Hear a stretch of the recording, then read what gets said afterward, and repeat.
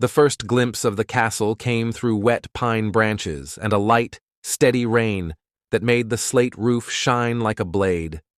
The road climbed a last switchback and flattened under the treads of a single Sherman tank whose name, hand-painted on the barrel, had faded under dust and April grime. Captain John C. Jack. Lee Jr. stood in the tank's turret with his headset cocked to one ear, listening to a clipped voice on the handset and to the forest itself, which snapped and muttered like it had something to hide. At his side rode a Wehrmacht officer in a worn field-gray greatcoat, Major Josef Sepp Gangl, whose pistol belt still held a German sidearm, but whose words were all for the Americans now. Ahead, Castle Itter lifted from its crag above the Tyrolean town of Würgl, medieval walls, a drawbridge, a gatehouse scarred by rifle fire. Inside those walls were French VIP prisoners the war had somehow gathered in one place. Former Prime Ministers Édouard Daladier and Paul Reynaud, Generals Maxime Weygand and Maurice Gamelin, an elder statesman or two, the tennis champion Jean Borotra, and others who had survived the Reich by surviving each other. 2 days earlier, the SS guards had scattered as the Third Reich splintered. Lines broke, uniforms lost meaning, and Würgl became a place where a wrong patch on a sleeve could get a man shot in an alley. The castle's telephone still worked long enough for the prisoners to send a call for help, spiraling down the wire into a country where no one was sure who held what road. An escaped Czech cook and a spare-built Austrian resistance man took the message through the hills to Würgl. They found Gangl, a Wehrmacht artilleryman who had already decided he would no longer fight for a cause that no longer existed, and they found the town's mayor, Andreas Hofer, who carried the same name as a Tyrolean hero from another century, and was determined his town wouldn't be carried off in the last week of this one. Gangl reached the Americans. Lee listened. Neither man had orders for this. Both knew the SS remnants gathering in the woods east of the castle wouldn't ask anyone's permission. Before first light on May 5, 1945, Lee scraped together what he could: a single Sherman, a few tankers, a handful of infantrymen, a radio, and a plan no larger than the map he folded into his pocket. Gangl added a dozen German soldiers under his command, who had chosen to turn their weapons around rather than turn them in. A nervous column set out from Kufstein, the tank leading, a jeep behind it, the Germans on foot, each man watching the trees. When the road angled up and the castle's walls appeared between the firs, the tank eased to the gate, and the men shouted up in 2 languages at once. A battered face peered down through the rain, bolts scraped, the bridge dropped. Inside, the Americans met men in threadbare suits who carried themselves like they had once been photographed under bright lights. The French prisoners had scavenged rifles and pistols when the guards fled. A few wore mismatched German helmets that made them look like actors in a war film. They led Lee through corridors hung with Tyrolean antlers and damp with stone to the parapet walk. From there, the view ran in every direction, across the Inn Valley to dark slopes holding snow. From a cutting east of the castle, small figures shifted among trees. Lee counted them through his binoculars. SS men, likely from the 17th SS Panzer Grenadier Division, with no intention of surrendering anything to anyone. He looked down at his one tank, at his one light machine gun, at the gate that would hold only as long as the hinges did, and asked the question that had brought him up the hill. Can we hold? They prepared fast, because there was no time to prepare well. The tank, which the Americans nicknamed Besotten Jenny, parked to cover the entry. Sandbags went up behind embrasures. Gangl's men positioned themselves at the outer angles to keep the walls from being flanked. The French prisoners argued in a chorus about who would be trusted with a rifle. Reynaud insisted he would. Daladier insisted he would not, and Borotra grinned like a man handed a racket again. Lee walked the circuit, assigning arcs of fire. He told anyone who could hold a weapon how to work a safety, and where to aim.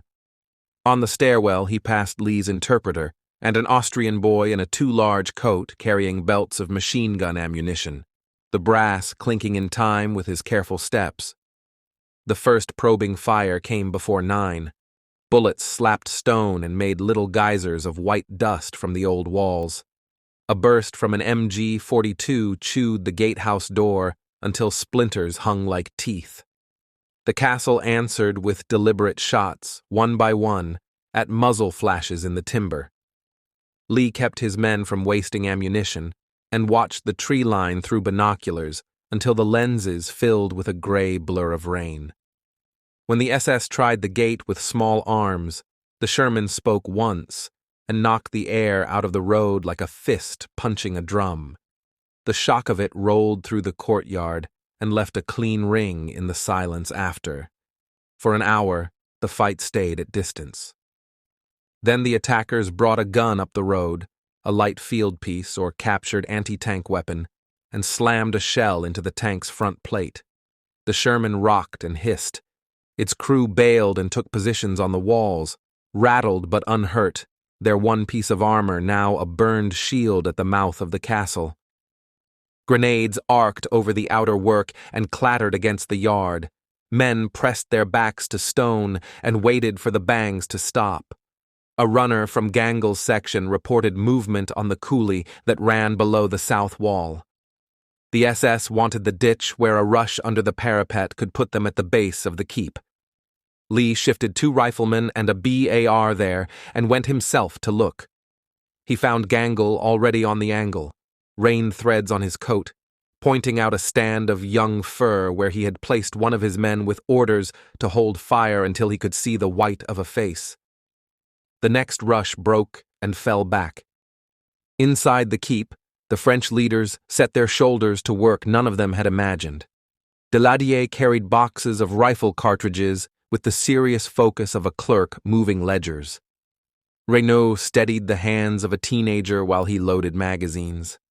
Gamelin and Weygand, whose names carried the weight of older defeats, stood together at a window and passed a rifle between them, each taking careful shots as if precision could pay back a debt time had given them no other way to repay. Baratra volunteered for a task that fit him better than a rifle. With rain falling and messengers scrambling, someone had to slip through the lines and bring help. Lee shook his head once, and then, reading the speed on the Frenchman's face, nodded. The athlete went over the wall like a cat and vanished downslope into the trees. A lull settled in the early afternoon, the kind of quiet that makes a man feel he is deaf. Then, from the east, shouting and a hard rattle announced another push. SS men surged from the draw and onto the road to the gate. The defenders fired from 3 angles, and the bodies spilled back. A sniper's crack lifted from the tree line, and a bullet struck the courtyard's flagstones near the Austrian mayor, who had come to carry messages.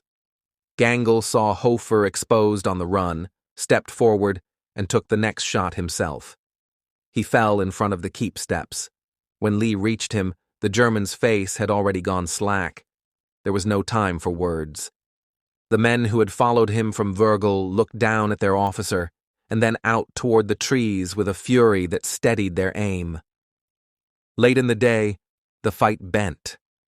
On the road below, engines growled, first faint, then louder, until a pair of American half-tracks appeared with infantry clinging to their sides.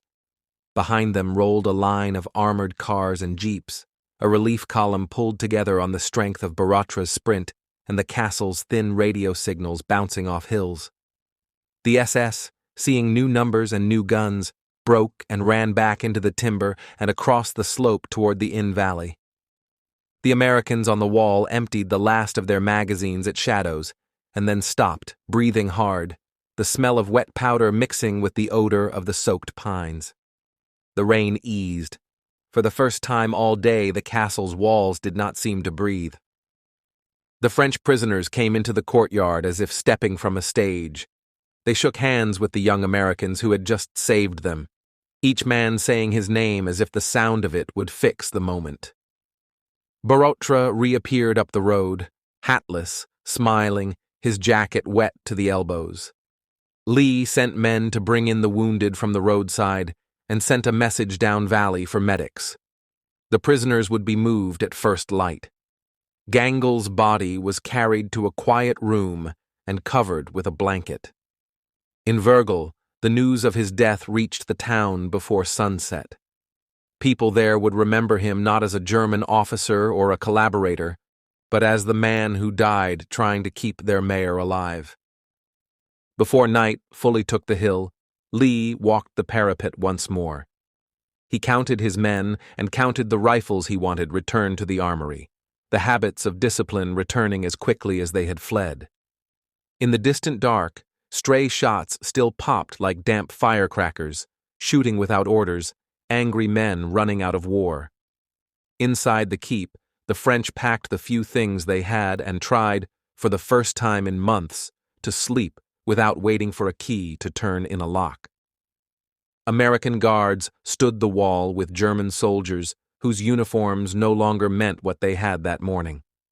Between them sat an Austrian boy with a BAR across his knees, looking down at the road to Virgil and the strip of moonlight caught there. By noon on May 6th, trucks moved the French to safety under the protection of a U.S. column. In the days that followed, the war in Europe ended on paper. The story of a castle where Americans and Wehrmacht soldiers had fought on the same side sounded like rumor until witnesses repeated it the same way each time. It stayed a small battle on a map covered with larger ones, but it felt close to the truth of that last week. Lines bending, men deciding in an afternoon who they meant to be, and a set of stone walls holding out long enough for a handful of strangers to keep other men alive. Thank you for listening to Last Post History. Subscribe for more true stories from the world at war.